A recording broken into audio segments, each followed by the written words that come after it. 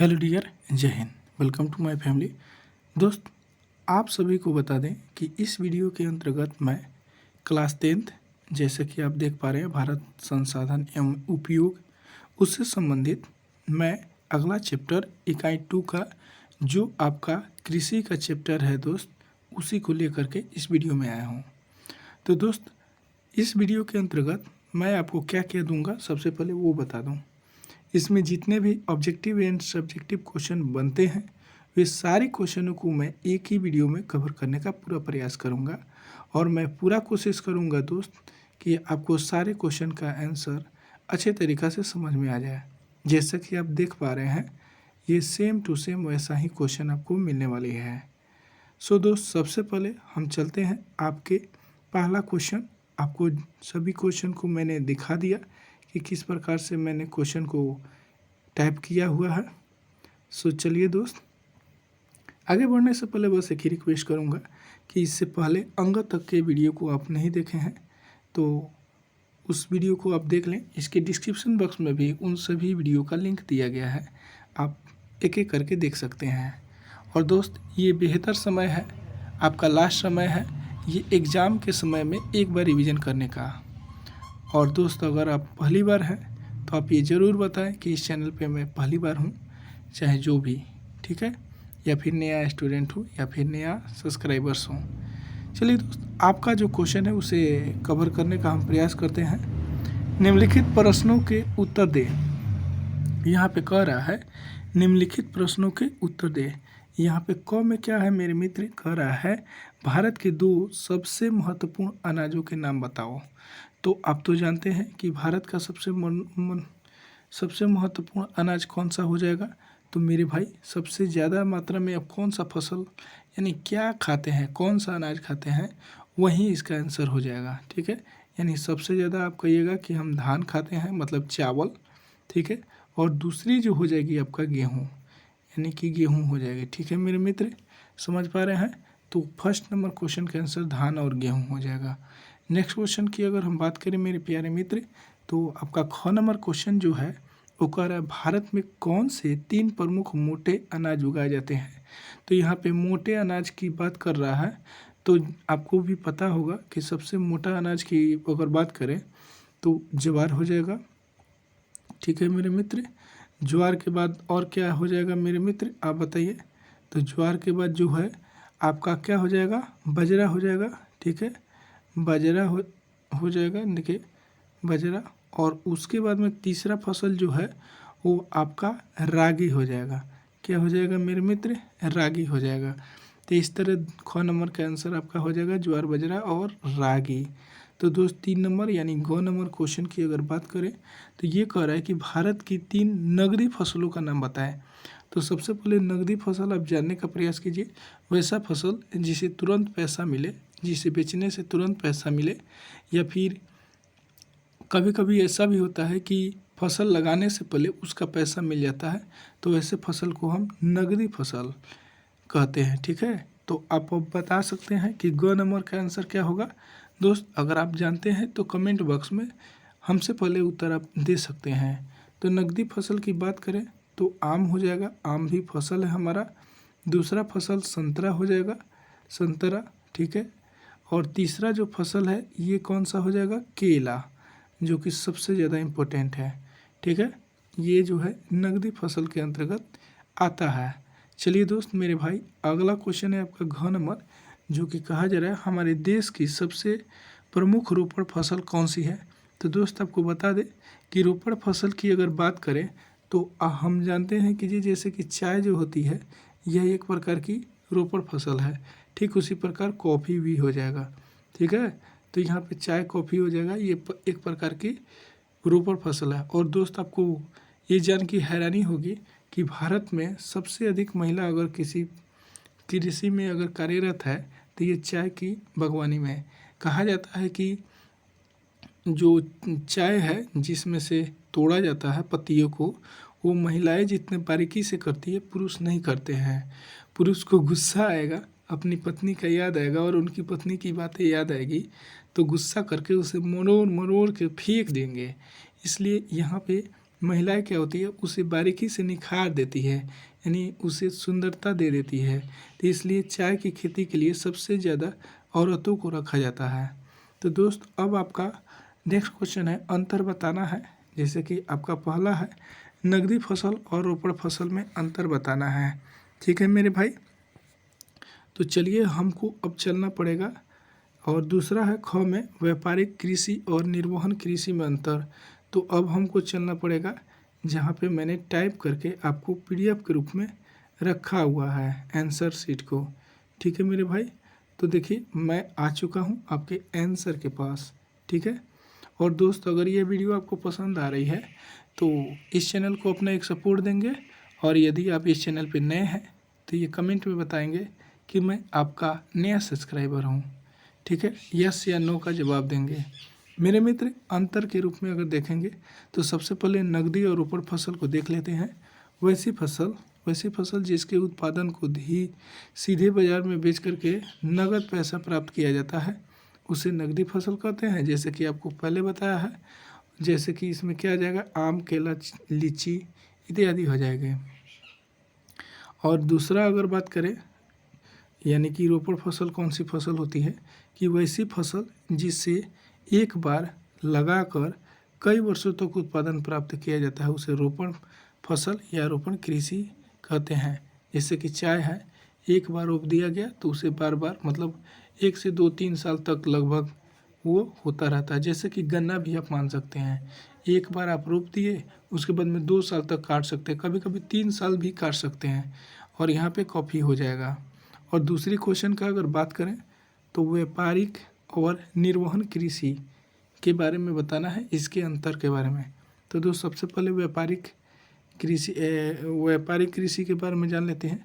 तो वैसी कृषि जो व्यापार के उद्देश्य से, मतलब कि बेचने के लिए व्यापार के उद्देश्य से किया जाता है, उसे व्यापारिक कृषि कहते हैं। जैसे कि आप यहाँ पे चाय देख पा रहे हैं, तो चाय की खेती जो होती है ये व्यापार के उद्देश्य से ही होती है, और रबड़ की और कॉफ़ी की ये सभी व्यापार के उद्देश्य से होती है। चाय हमारे देश में ही नहीं बल्कि पूरे विश्व में सबसे ज़्यादा पेय पदार्थ के रूप में इस्तेमाल किया जाता है। ठीक है, और भारत में सबसे प्रमुख पेय है चाय ही। ठीक है, और कॉफ़ी का इस्तेमाल भी होता है, चाय के बाद दूसरा स्थान कॉफ़ी की आती है। और दूसरा आगे आते हैं वैसी कृषि जिसका मुख्य उद्देश्य जीवन का निर्वहन करना होता है, उसे हम निर्वहन कृषि कहते हैं। जैसे कि धान, गेहूँ, मक्का, बाजरा, ये जो चीज़ें होती है, धान, गेहूँ और मक्का, ये 3 चीज़ें जो होती है, इससे जीवन का निर्वहन होता है। तो दोस्तों आपको मैं अब तक 2 क्वेश्चन का आंसर बताया है, और इससे पहले भी 4 क्वेश्चन को मैंने बता दिया है। तो हम आशा करते हैं कि आपको ज़रूर ये सारे फैक्ट समझ में आ रहे होंगे। तो दोस्त हम नेक्स्ट क्वेश्चन की तरफ हम बढ़ते हैं, और दोस्त आपको पहले दिखाना चाह रहे हैं ताकि आप ये ना कहें कि हमको ये गलत क्वेश्चन है या फिर गलत आंसर है। ठीक है मेरे मित्र, तो देख लीजिए आपका यहाँ पे आ गए हैं आपको दिखाने के लिए। अब जो कि मैंने नकदी फसल और व्यापारिक फसल, रोपड़ फसल, निर्वहन कृषि ये बता दिया है। और अब हम आ गए हैं क्वेश्चन नंबर 3 पर। यहाँ पे क्या कर रहा है मेरे मित्र, यहाँ पे ध्यान दीजिएगा। अब 3 नंबर पॉइंट्स में ये लिखा जा रहा है, मतलब इसका जवाब देना है। प्रत्येक शब्द के लिए एक शब्द लिखना है, मतलब प्रत्येक के लिए एक एक उत्तर लिखना है। तो मेरे भाई चलिए वो भी कर लेते हैं हम। तो 3 नंबर में पहला है क में, हमारे देश में मानसून के आरंभ में बोई जाने वाली और शरद ऋतु में काटी जाने वाली फसल कौन सी है। तो ये तो आप जानते हैं, इसका आंसर कमेंट बॉक्स में दीजिए। तो वे जो होता है दोस्त, वो खरीफ फसल होता है। क्या होता है, खरीफ फसल होता है। समझ पा रहे होंगे। अब आपका पहला का आंसर खरीफ फसल हो जाएगा। ये जो फसल होती है ये कब बोई जाती है, आप यहाँ पे देख सकते हैं। ये खरीफ फसल जो है ये मानसून के आरंभ होते ही बोई जाती है, और शरद ऋतु के समय ये फसल काट ली जाती है। अगला क्वेश्चन की अगर बात करें ख नंबर की, तो वर्षा के पश्चात जाड़े में बोई जाने वाली और बसंत में काटी जाने वाली फसल कौन सी है। तो ये जो फसल हो जाएगी आपका रबी फसल हो जाएगी। यानी कि जैसे ही रबी फसल इसका आंसर हो जाएगा। यहाँ पे देखिएगा जब वर्षा ख़त्म होती है तो उसके बाद में, वर्षा के बाद में, जैसे अभी मौसम चल रहा है ना, तो अभी मौसम क्या है, वर्षा समाप्त हो गई है, तो उसी समय जैसे कि रबी फसल होती है। तो रबी फसल होती कौन है, जैसे कि मसूरी, तीसी, राई, तोरी, सरसों, ये सभी चीज़ें जो होती है ये रबी फसल के अंतर्गत आता है। दलहन, तिलहन, ये रबी फसल के अंतर्गत आता है। दलहन में सभी प्रकार की दालें आएंगी, तिलहन में सभी प्रकार के तेल आएंगे, मतलब तेलहन फसल हो जाएंगे। तो रबी फसल इसके अंतर्गत आते हैं। चलिए दोस्त, अब नेक्स्ट क्वेश्चन की तरफ चलते हैं। क्वेश्चन भी बहुत सारा है मेरे भाई। आपका ग नंबर है, भूमि जिसे खेती करके छोड़ दिया गया है ताकि उर्वरता लौट सके और उस पर पुनः खेती हो सके, उसके लिए कौन सा शब्द का उपयोग करते हैं, तो चालू प्रतिभूमि। यानी कि वो चालू है लेकिन कुछ समय के लिए हम क्या करते हैं, प्रति छोड़ देते हैं। तो इसके लिए हम लोग एक अच्छे शब्द का इस्तेमाल करेंगे, चालू प्रतिभूमि। समझ में आया बहुत दोस्त, तो चालू प्रतिभूमि हो जाएगा। मतलब प्रति मतलब छोड़ा हुआ, और भूमि माने ज़मीन, और वो ज़मीन जिसका कुछ दिन के अंतराल पर, कुछ समय के अंतराल पर हम यूज करते हैं। मेरे मित्र, अब हम क्वेश्चन नेक्स्ट की तरफ आ चुके हैं और आपका अगला प्रश्न जो है वो पूछ रहा है, कारखाने के उत्पादन में मिली जुली यानी मिलती जुलती वैज्ञानिक तथा व्यापारिक ढंग से की जाने वाली एक फसल कौन सी है। यानी कि वैसी फसल जो कारखाना में उसका यूज होता है। तो ये जो हमारी कौन हो सकती है, ये अपनी प्यारी सी चाय हो जाएगी। और दोस्त, चाय के बारे में अगर हम बात करें तो सबसे अधिक मात्रा में चाय का उत्पादन कहाँ होता है, तो असम में होता है सबसे ज़्यादा, ठीक है। और सबसे उच्च कोटि का अगर चाय की बात करें तो ये जो है पश्चिम बंगाल में हो जाएगा। कहाँ हो जाएगा, पश्चिम बंगाल में हो जाएगा, ठीक है। समझ पा रहे हैं। चलिए दोस्त, आगे आता है तो इसके बारे में भी हम जिक्र जरूर करेंगे। अब यहाँ पे आपका है लघु उत्तरीय प्रश्न है मेरे भाई। एक एक करके मैं सारे प्रश्नों को अच्छे तरीक़ा से टाइप किया हुआ है। और दोस्त, अगर यह वीडियो आपको हेल्पफुल लग रही है तो अगर अब तक एक लाइक नहीं की है तो आपसे नम्र निवेदन है कि एक लाइक कर दें, जिससे हमारी मनोबल बढ़ सके। तो देखिए दोस्त, भारत में यहाँ पे क्वेश्चन है आपका, भारत में उपजने वाली दो खाद्य, नकदी और रेशेदार फसल का नाम लिखे। तो ये क्या है, अब देखिए मेरे भाई, पहले क्वेश्चन आप अपना देख लीजिए ताकि बाद में ये ना कहें आप कि ये क्वेश्चन नहीं था। यहाँ पे देखिए, यहाँ पे जो क्वेश्चन है आपको दिखाना चाहेंगे। भारत में देखिए, ये क्वेश्चन है आपका, भारत में उपजने वाली दो खाद्य, नकदी, रेशेदार फसलों का नाम बताएं। तो ये जो है आपका आंसर है, ठीक है। अब आप ये नहीं कहेंगे कि क्वेश्चन कहीं और है, आंसर कहीं और है। चलिए दोस्त, और वैसे भी आपको आंसर से मतलब होनी चाहिए जो कि आपको सरल और सटीक मिलती हो, ठीक है। तो ये कौन सी दो फसल हो जाएगी, धान और गेहूँ। दो नकदी फसल, आम, संतरा, जो कि ये रेशेदार वाली फसल है। और रेशेदार वाली फसल, इसमें क्या हो जाएगा, कपास हो जाएगा और जूट हो जाएगा। इस क्वेश्चन को फिर से समझने का प्रयास करेंगे कि यहाँ पे क्वेश्चन कह रहा है, क्या कह रहा है मेरे भाई, भारत में उपजने वाली दो खाद्य फसल। तो दो खाद्य फसल कौन सी हो जाएगी, धान, गेहूँ। नकदी फसल की बात करें तो नकदी फसल जो है आम, संतरा, लीची हो जाएगा, बेर हो जाएगा, ठीक है। और इसके बाद में रेशेदार फसल तो कपास और जूट हो जाएगा। आशा है कि ये आप क्वेश्चन को अच्छे तरीक़ा से समझ गए होंगे। तो मेरे मित्र, अब आगे बढ़ते हैं। आपका ख नंबर क्वेश्चन था, उपयुक्त फसलों के उत्पादन करने वाले दो प्रमुख राज्यों का नाम लिखें। तो देखिए, ये जो है उपयुक्त फसल, माने कि ये जो उपयुक्त फसल बताया गया है ना, तो इसी से संबंधित यहाँ पे जो है नीचे वाले फैक्ट में राज्य का नाम पूछा है। तो चलिए इसे देख लेते हैं। तो खाद्य फसल यानी धान, जो कि पश्चिम बंगाल में होता है। आंध्र प्रदेश, सबसे अधिक मात्रा में कहाँ पे धान की खेती होती है, तो ये जो होती है हमारा, अगर इसके अकॉर्डिंग देखें तो धन पश्चिम बंगाल, आंध्र प्रदेश गेहूँ, पंजाब हो जाएगा और उत्तर प्रदेश हो जाएगा।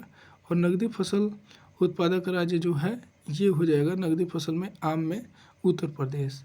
और आंध्र प्रदेश, और संतरा में महाराष्ट्र हो जाएंगे और मेघालय हो जाएंगे। और रेशेदार फसल की बात करें, इसे मिटाते हैं सबसे पहले, इसे रिकॉल आपको करा देंगे, मेघालय में हो जाएगा।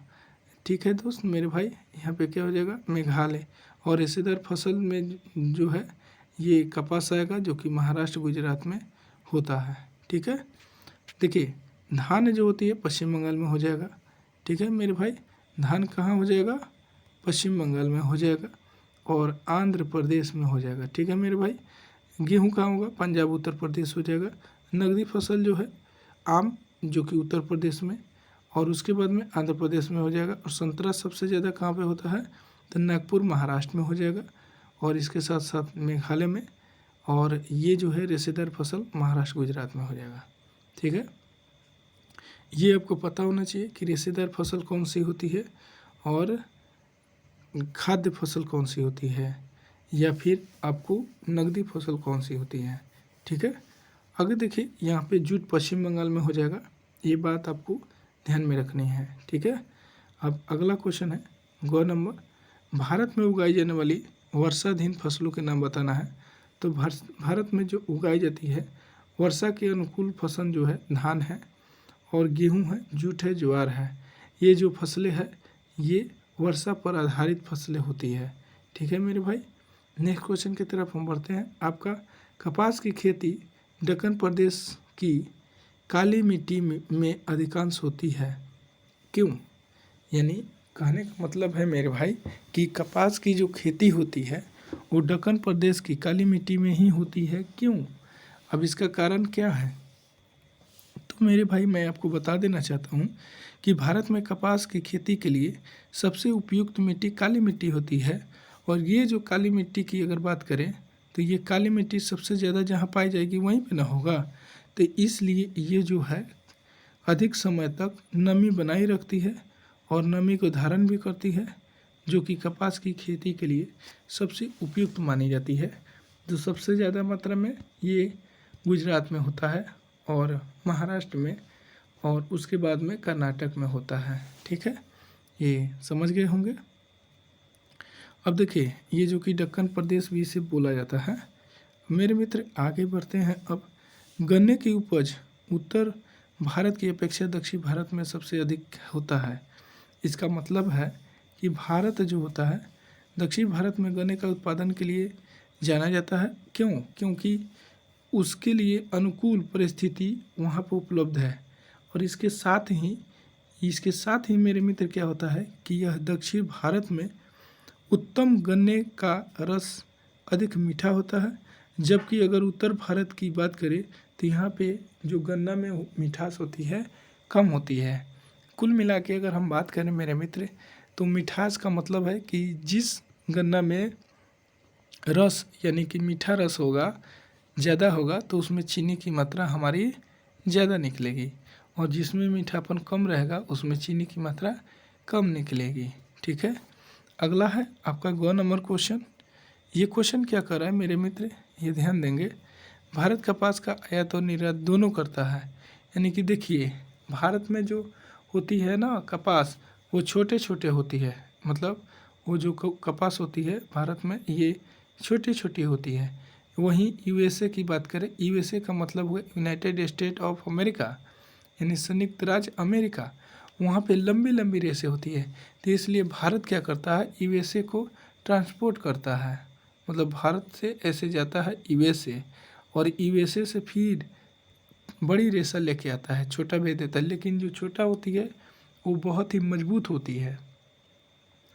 तो इस क्वेश्चन का आंसर हमें लगता है कि आप समझ भी गए होंगे। भारत में उत्पादित कपास छोटे रेसे वाली होती है, इसकी गुणवत्ता भी कम होती है, अतः ऐसे कपास को कम कीमत पर निर्यात कर उच्च गुणवत्ता वाले लंबे रेसे वाली कपास को भारत में लाया जाता है। लेकिन जो छोटी होती है ना वो मजबूत तो होती है लेकिन गुणवत्ता कम होती है। कहने का मतलब यही है मेरे भाई। चलिए दोस्त, अब आपको फिर से हम लेके चलते हैं क्वेश्चन की तरफ, जो कि आप देख ले, ये लास्ट ग नंबर जो क्वेश्चन है कपास से संबंधित है। अब यहाँ पे जो है 4 नंबर क्वेश्चन आपका यहीं से शुरू होगा। शुद्ध राष्ट्रीय उत्पादन में कृषि की योगदान की चर्चा कीजिए। ठीक है, तो सबसे पहले आपको मैं दिखा देना चाहता हूँ क्वेश्चन। देखिए मेरे भाई, ये भारत में वर्षाधीन फसलों के नाम बताए, ये तो हो गया आपका। अब है शुद्ध, देखिए 3 के बाद में 4 आ रहा है। तो अब चलिए, अब हम आपका यहाँ से चलते हैं शुद्ध वाली से। क्वेश्चन नंबर 4 है, शुद्ध राष्ट्रीय उत्पादन में कृषि के योगदान की चर्चा करें। तो मेरे मित्र यहाँ पे ध्यान से समझेंगे और क्वेश्चन का आंसर आप टाइप करते जाएंगे, मतलब लिखते जाएंगे। यहाँ पे देखिए मेरे दोस्त, भारत यहाँ पे कृषि होगा, ठीक है। कृषि प्रधान देश होने के कारण भारतीय कृषि, यहाँ पे फिर देखिए थोड़ा सा मिसिंग हुआ है, भारतीय कृषि अर्थव्यवस्था में नींव के पत्थर की भांति महत्वपूर्ण रखता है। हमारे सकल राष्ट्रीय उत्पादन का 40% अंश कृषि से ही प्राप्त होता है। भारतीय कृषि को उद्योगों का दर्जा भी दिया जाता है, क्योंकि ये जो है 40% हिस्सा कृषि का रहता है, इसलिए इसे उद्योग का दर्जा दिया गया, क्योंकि यहाँ की 70% आबादी कृषि पर निर्भर है। आप जानते हैं कि किसी के घर 10 कट्ठा खेत है ना, तो 2 परिवार तक आराम से सोचता है कि उसी से गुजर बसर हमारा हो सकता है।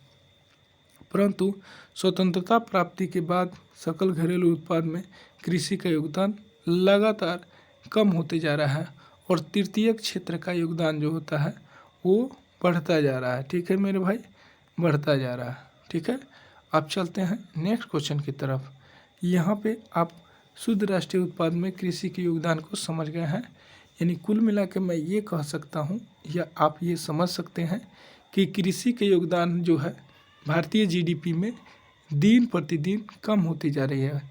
जीडीपी का फुल फॉर्म होता है ग्रॉस डोमेस्टिक प्रोडक्ट। क्या होता है मेरे भाई? ग्रॉस डोमेस्टिक प्रोडक्ट जीडीपी का। ठीक है, क्या होता है? Gross domestic product. ठीक है, अब आगे चलते हैं। जीडीपी आप समझ गए होंगे। ठीक है, क्वेश्चन नंबर नेक्स्ट है आपका 5 नंबर। आपको क्वेश्चन मैंने ऊपर ही दिखा दिया है।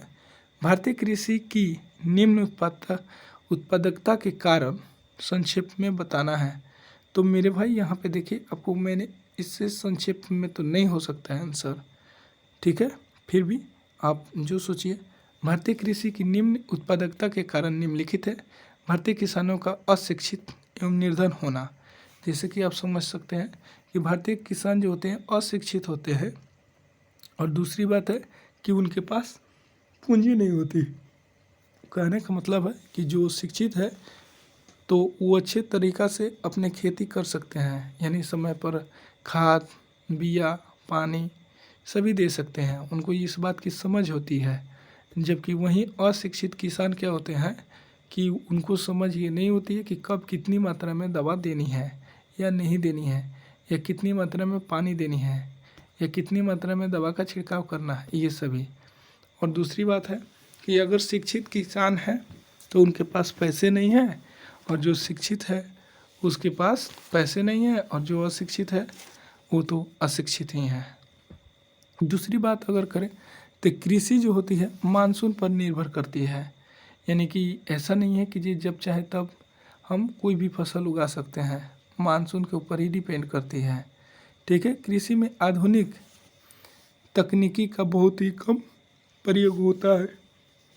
कहने का मतलब है कि अभी के जो डेवलप दुनिया होती जा रही है, तो उसमें मित्र मेरे क्या हो रहा है कि उस आधार पे क्या है कि औद्योगिक क्रांति जैसे हुआ था ना, यानी कहने का मतलब है मेरे मित्र कि नए नए तकनीकी का इस्तेमाल हम नहीं कर पा रहे हैं, जिसकी वजह से उत्पादकता में वृद्धि नहीं हो पा रही है। यानी कहने का मतलब है कि अगर हम नए नए तकनीकी से कृषि करेंगे तो हमको कम समय में अधिक फसल उपज सकता है। यानी कहने का मतलब है कि जैसे खुदाई ही करना है तो ये पुराने बैलगाड़ी से हम कितना जोतेंगे? एक जोतेंगे, मतलब ऐसे जोतते जाएंगे। फिर भी क्या बैल ये पूरा नहीं जोत सकता है। ठीक है, फिर लेकिन मिल जाता है जब ऐसे ऐसे करता है। लेकिन जब वही ट्रैक्टर जोतता है, ट्रैक्टर में अलग अलग प्रकार के आधुनिक तकनीक का प्रयोग करके खेती की जाती है, तो वो क्या करता है, होल कर देता है बहुत ज़्यादा, उसमें फसल डाल दिया जाता है। तो उस जितनी गहरी फसल होती है वो उतनी जल्दी मतलब उसमें नमी जल्दी नहीं सूखती है। वहीं अगर फसल ऊपर रहता है तो उसकी जड़ में नमी नहीं पहुंचती है, और जैसे जैसे पानी की कमी होती है वो फसल भी सूखता जाता है। सो चलिए दोस्त, अब बहुत लंबा नहीं खींचेंगे इसे। कृषि में आधुनिक कृषि तकनीकी का बहुत कम प्रयोग होता है। कृषि पर जनसंख्या का अधिक दबाव होता है, ये आप समझ सकते हैं। घटता कृषि भूमि क्षेत्र, जिसमें अधिक मात्रा में क्या हो रहा है कि आज के समय में अधिक मात्रा में जनसंख्या के दबाव से जनसंख्या के दबाव के कारण पर्यटक स्थल की वृद्धि हो रही है। इसके साथ साथ रेलवे लाइनें बिछ रही है। इसके साथ साथ औद्योगिक धंधे के लिए भूमि चाहिए, या फिर जंगल को काट करके गांव बसाए जा रहे हैं, रोड बनाए जा रहे हैं इत्यादि। इन सभी के कारण जो होती है हमारी कृषि योग्य भूमि बंजर हो रही है, या फिर वो क्या हो रही है कि अन्य कार्यों में तब्दील होती जा रही है। खेतों का छोटा आकार होता है। भारत में सबसे छोटे छोटे आकार में कृषि की जाती है। कृषि उत्पादों का उचित मूल्य नहीं मिलता है। कहने का मतलब है मेरे भाई कि जैसे मान लीजिए कि किसान को जितना रेट चाहिए था उतना नहीं मिल पाता है। और लास्ट है, कृषि में वाणिज्यीकरण का अभाव होता है। ठीक है, तो ये जो है आपका वाणिज्यीकरण का मतलब क्या होता है, आप कमेंट बॉक्स में बताइएगा। ये आसान है। ठीक है, जैसा कि आपका ये कृषि में उत्पादन के उचित मूल्य नहीं मिलता है, तो लोग क्या करता है कि यहाँ पे जो है उचित मूल्य नहीं मिलता है मनपसंद से, तो लोग के मनोबल डाउन होते हैं। और ये वाणिज्यीकरण का मतलब ये हुआ कि हम लोग जो फसल उपजाए तो उसको बेचने के लिए हमें बाज़ार की आवश्यकता होती है। यानी आप यहाँ पे क्या समझ गए, कृषि, ये 5 नंबर क्वेश्चन को आप समझ गए। अब आते हैं आपका हरित क्रांति से आप क्या समझते हैं। अब आपका हरित क्रांति 7 नंबर क्वेश्चन हो जाएगा, 8 नंबर, ऐसे करते करते ये आपका हो जाएगा। तो आपका ये क्वेश्चन पहले ढूंढते हैं। चलिए मित्र, यहीं पे क्वेश्चन है, मैं कहाँ ढूंढने जाऊँगा।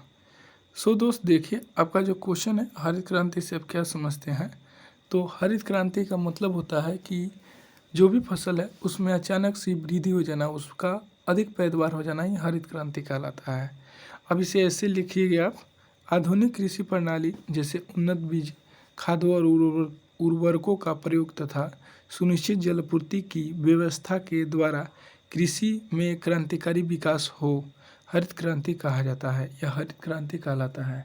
या अचानक पैदावार में वृद्धि हो जाना हरित क्रांति कहलाता है। यानी कुल मिला के हम बात करें कि मान लीजिए कि आपका जो खेत है, एक कट्ठा में अगर 4-5 मन धान उगाता है, लेकिन ये पता चले कि अगले बार जो है इस बार 8-9 मन धान हो गया एक ही कट्ठा में, यानी उसमें क्या होगा, हरित क्रांति हो गया, अधिक मात्रा में पैदावार हो गया। हमारे देश में इसकी शुरुआत 1960 के दशक में हुआ था। तो कब हुआ था, 1966 और 69 के बीच हुआ था। तो 1966 माना जाता है। और हरित क्रांति के जनक कौन है मेरे भाई, तो नॉर्मन डी बोरलॉग है। ठीक है, अब यहाँ देखिए भारत में कौन है ये बताइए, और पूरे विश्व स्तर पे कौन है ये बताइए। ठीक है, तो इसके द्वारा सर्वप्रथम जो उत्पादकता हुआ था तो वो गेहूं पर हुआ था। अभूतपूर्व वृद्धि, मतलब बहुत ज़्यादा अचानक से वृद्धि हो गया था। अच्छा, कुछ दोस्तों का मेरा कमेंट है कि सर देखिए आप आंसर बता दीजिए। तो दोस्तों आपको बता दें कि पूरे विश्व स्तर पर MS स्वामीनाथन हो जाएंगे, भारत पर नॉर्मन डी बोरलॉग हो जाएंगे। समझ में आ गया। तो हरित क्रांति की शुरुआत जो हुई थी सबसे पहले कहाँ हुई थी भारत में, तो पंजाब में हुई थी। सबसे अधिक मात्रा में उपज किसकी हुई थी, तो गेहूं की हुई थी।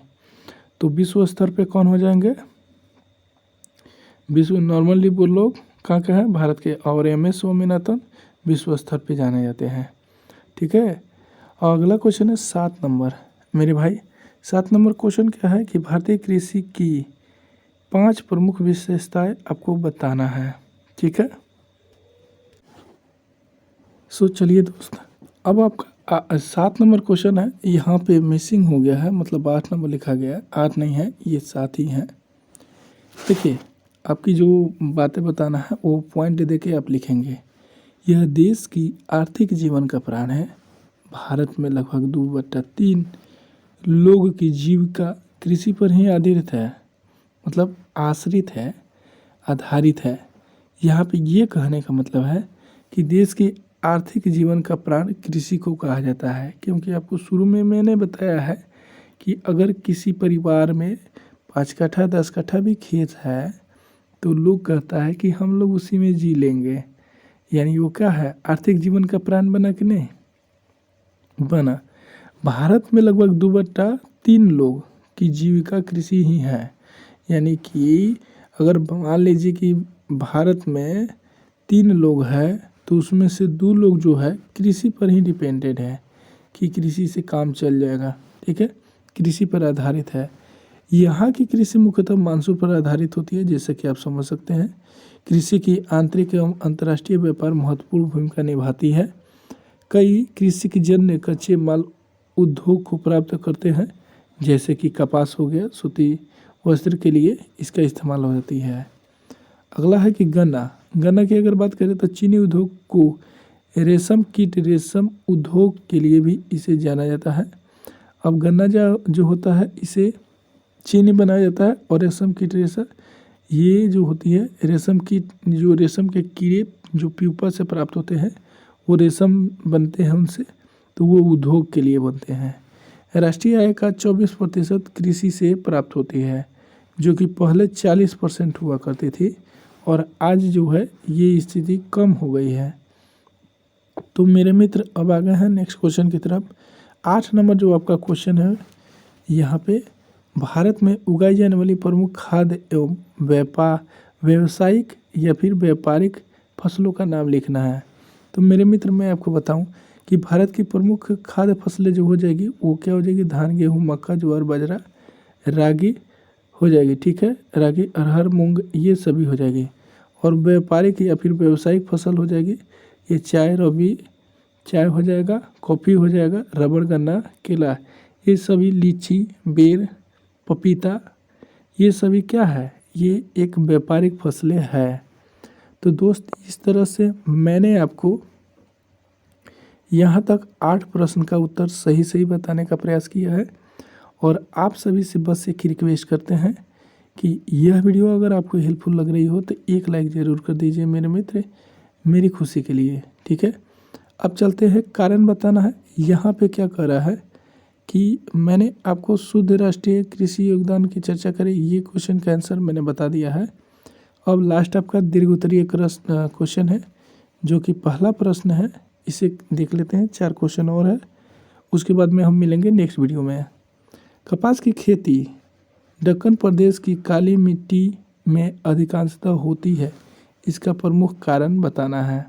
मतलब क्यों ऐसा है कि दक्कन के क्षेत्र में ही ये कृषि अधिक मात्रा में होती है।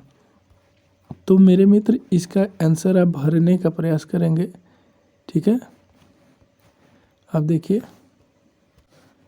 दोस्त, मैं इस क्वेश्चन को पहले भी आपको करा दिया हूँ, लेकिन फिर भी आपको इसको रिपीट कर दे रहा हूँ। यहाँ पे देखेंगे क्वेश्चन है क के रूप में मैंने इसे लिख दिया था, इसलिए वहाँ पे मैं मिसिंग हो गया मुझसे ही। खैर, भारत में कपास की खेती दक्कन प्रदेश में काली मिट्टी वाले क्षेत्र में किया जाता है, क्योंकि उपयुक्त मिट्टी काली मिट्टी में ही कपास की खेती होती है, जो ये भारत के गुजरात महाराष्ट्र कर्नाटक जैसे एरिया में सबसे ज़्यादा काली मिट्टी मिलती है। और काली मिट्टी की विशेषता ये है कि काली मिट्टी जो है, जब काली मिट्टी को रेंगून मिट्टी के भी नाम से जाना जाता है, और काली मिट्टी में जब पानी मिलता है तो वो फूल जाती है और अधिक दिनों तक नमी बरकरार रहती है। ये भी क्वेश्चन पूछा जा सकता है कि किस मिट्टी के फूलने पर कौन सी मिट्टी फूल जाती है, या फिर पानी मिलने के बाद में कौन सी मिट्टी अधिक दिखती है, तो काली मिट्टी ही हो जाएगा। ठीक है, नेक्स्ट क्वेश्चन है, गन्ने की उपज उत्तरी भारत की अपेक्षा दक्षिण भारत में अधिक होता है, इसका मुख्य कारण है दक्षिण भारत में गन्ने के उत्पादन के लिए उत्तर भारत से अधिक अनुकूल परिस्थितियाँ उपलब्ध होती है। साथ ही दक्षिण भारत में उन्नत गन्ने का रस मीठा होता है, जबकि यहाँ पे उत्तर भारत में इसका मिठास कम होता है। वैसे इस क्वेश्चन को अच्छे तरीक़ा से मैंने इससे पहले भी समझा दिया है। ठीक है, इसलिए मैं भागते हुए अब चल रहा हूँ। ग नंबर में भारत कपास का आयातक एवं निर्यातक दोनों देश है। इसका मतलब ये है कि भारत में उत्पादित कपास छोटे रेशे वाली होती है जिसकी गुणवत्ता भी कम होती है, अतः ऐसे कपास को कम कीमत पर निर्यात कर उच्च कीमत वाली यानी कि लंबे कपास भारत में मंगाया जाता है, जो कि यूएसए के साथ में होता है। ठीक है, यहाँ तक मैंने आपको पहले भी बता दिया है। और ये जो है घ नंबर आंसर है, इसको ध्यान से देखेंगे। भारत विश्व का एक अग्रणी चाय निर्यातक देश है। इसका मतलब है मेरे मित्र कि भारत चाय उत्पादन में विश्व का दूसरा स्थान है। पहला जो है हमारा मतलब चीन हो जाएगा, चीन देश। यह पहले कुल उत्पादन का 75% भाग निर्यात कर देता है। भारत में लगभग 20 देश चाय भेजता है, मतलब भारत से 20 देश में चाय निर्यात होती है। भारतीय चाय की गुणवत्ता अच्छी होती है, जिसकी वजह से भारतीय चाय की मांग अधिक होती है। इसका मुख्य आयातक देश ब्रिटेन है, मतलब भारत से सबसे ज़्यादा चाय ब्रिटेन में खरीदा जाता है। यहाँ पे थोड़ा सा फैक्ट मैंने लिखा है आपके लिए, ये परिभाषित शब्द है और इसे भी एक नज़र देखेंगे। वर्धान काल फसल के बोने, बढ़ने और पकने के लिए उपयुक्त मौसम वाला समय होता है। और हरित क्रांति हमारे देश की कृषि में क्रांतिकारी विकास, जिसमें मुख्य नए बीजों, खादों और उर्वरकों का प्रयोग तथा सुनिश्चित जलापूर्ति की व्यवस्था के फलस्वरूप कुछ अनाजों की उपज में एकाधिक वृद्धि हुई।